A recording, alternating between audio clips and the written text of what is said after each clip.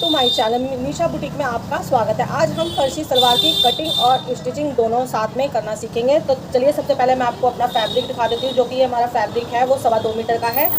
जो इसकी चौड़ाई है, कपड़े की जो चौड़ाई है वो हमारी 40 इंच है और जो इसकी लंबाई है वो है हमारी 46 इंच। तो ये हमारा इतना चौड़ा कपड़ा, लेकिन जो इसमें हमारे फैब्रिक में देखिए जो डिज़ाइन आ रहा है वो हमारा आड़ा है। तो हमने जो फर्शी सलवार की कटिंग करनी है वो तिरछी ही करेंगे, ना कि सीधे फैब्रिक से। तो ये हमने डबल फोल्ड इस तरह कपड़ा ले लेना है। पहले डबल फोल्ड कपड़ा करने के बाद इसको एक बार इस तरह और फोल्ड करेंगे।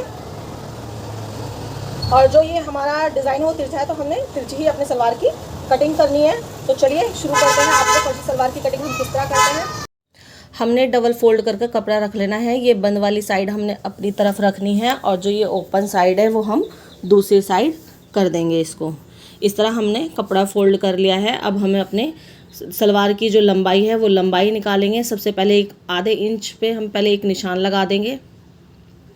आधे इंच पर निशान लगाने के बाद हमने बेल्ट का 5 इंच का बेल्ट का निकालना है। हमारी 38 इंच की सलवार है तो हमने 5 इंच ऊपर से माइनस कर दिया। तो यहाँ पर हमने 38 इंच पर निशान लगा दिया।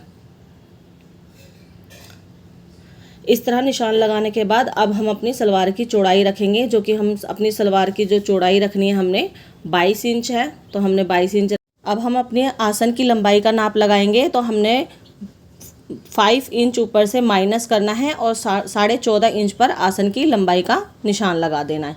इस तरह निशान लगाने के बाद दोनों निशानों को मिला देंगे और यहाँ से आसन के पास से गोलाई का निशान लगा देंगे। इस तरह निशान लगाने के बाद अब हम अपनी मोहरी की जो चौड़ाई है वो रखेंगे। तो हमारी मोहरी जो है वो 22 इंच है, तो उसका आधा हमने 11 इंच लिया।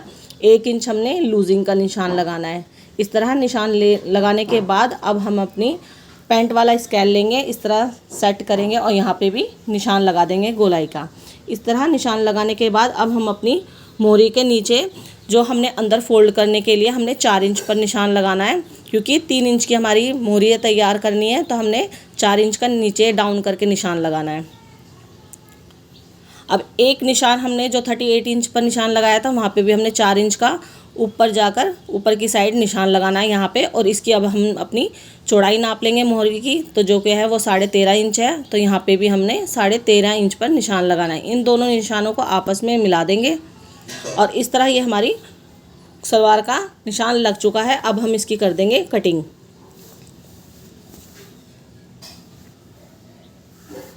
यहाँ पे भी कट का निशान लगा देंगे। इस तरह हमारी सलवार की कटिंग हो गई है। अब हम अपनी बेल्ट की कटिंग करेंगे। तो हमारी बेल्ट जो है वो हमने 12 इंच की चौड़ाई रखी है यहाँ से। क्योंकि हमारा फैब्रिक थोड़ा कम था तो इसलिए हमने 2 हिस्सों में करके इसको बेल्ट को तैयार करना है।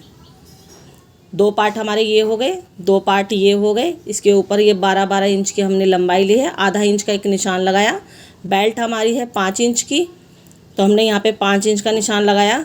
2 इंच हमने नेफे के लिए मोड़ने के लिए फोल्ड करने के लिए निशान लगा दिया। इस तरह ये हमारी बेल्ट की जो चौड़ाई हो गई वो 8 इंच की हो गई। और इस तरह स्ट्रेट निशान लगा देंगे और इसको कट कर देंगे। इस तरह ये हमारी बेल्ट की कटिंग हो गई है। इन दोनों पार्ट को आपस में जोड़ देंगे सिलाई करके और ये हमारी जो बेल्ट की लंबाई हो जाएगी वो 24 इंच तैयार होगी। अब ये हमने सिलाई लगा दी है। ऊपर हमने इलास्टिक लगानी है तो वो हम बाद में इलास्टिक लगाएंगे। अब हमारी ये बेल्ट तैयार हो चुकी है। अब हम अपनी सलवार सिलेंगे। ये दोनों हमारे आसन हैं। पहले हमने आसन पे सिलाई लगानी है। इस तरह सिलाई लगाने के बाद अब हमारा ये सेंटर है, साइड में हमने कट का निशान लगा दिया। ये हमारा फ्रंट है और ये हमारा बैक है। अब हमने अपना कपड़ा सेट करेंगे। ये हमारा फ्रंट पार्ट है। 1 इंच डाउन करके निशान लगाएंगे और जहाँ तक हमने कट का निशान लगाया था सेंटर तक इस तरह तिरछे निशान लगा देंगे। और इस तरह निशान लगाने के बाद इसको हम कट कर देंगे। ये हमारा फ्रंट पार्ट है जहाँ पे हमने 1 इंच डाउन करके कटिंग करा है। इस तरह इसको अब ओपन करेंगे। सबसे पहले हमने बैक पार्ट में 2 प्लेटें डालनी है। 2.5 इंच की चौड़ाई रखनी है हमने और 2 इंच की लंबाई। इस तरह निशान लगा के इसी के ऊपर अब हम सिलाई लगा देंगे। इस तरह सिलाई लगाने के बाद इसको ओपन करेंगे और यहाँ से इसको सेट करके इस तरह ओपन करेंगे और इसके ऊपर अब हम सिलाई लगा देंगे। इस तरह सिलाई लगाने के बाद ये हमारी तैयार हो गई। अब हम फ्रंट पार्ट लेंगे। जितनी भी हमारी हिप है, हिप के हिसाब से हमने 4 भाग करना है, फिर उसका हमने दूसरा भाग करना है, हमारा आया 5.2 इंच। तो यहाँ पे 5.2 इंच पर निशान लगा देंगे। ये हमारा हिप का हो गया। और जहाँ पे हमने सेंटर का कट का निशान लगाया था, इंची टेप से नापेंगे तो ये हमारा हो गया 16 इंच। तो हमने 4 प्लेटें डालनी है, 4-4 इंच पर ही हमने निशान लगाना है।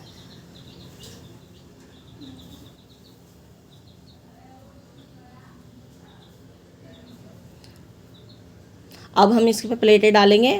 पहले इस तरह सेट करेंगे इसके ऊपर, फिर दूसरी प्लेट भी इसी के ऊपर सेट कर देंगे, तीसरी प्लेट भी इसी के ऊपर सेट करेंगे और 4 वाली भी प्लेट इसी के ऊपर सेट कर देंगे।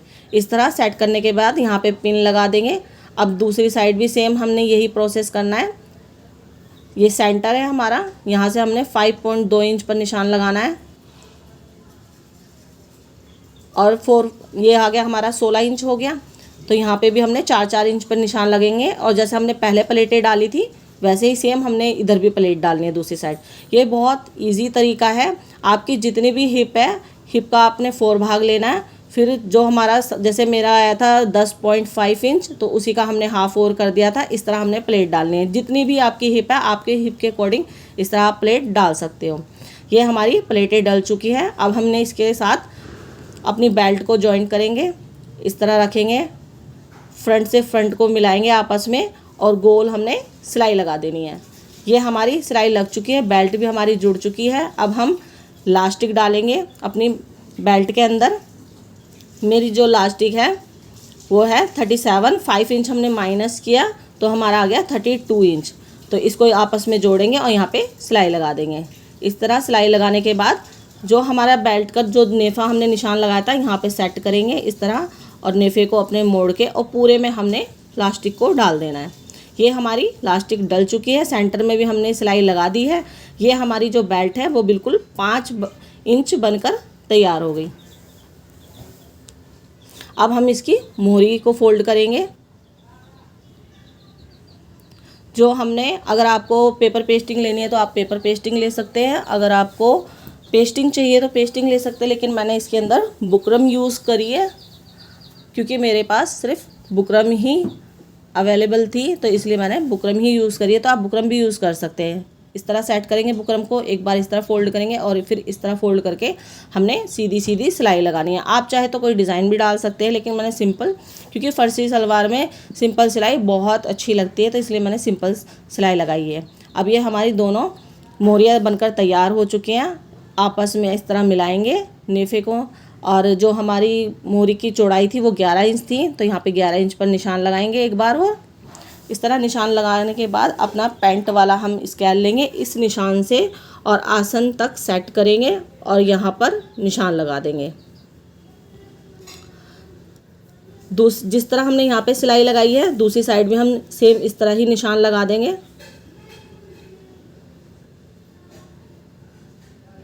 और इसके ऊपर अब हम लगा देंगे सिलाई। इस तरह ये हमारी फर्शी सलवार सिलकर तैयार हो गई है। ये रहा इसका फाइनल लुक।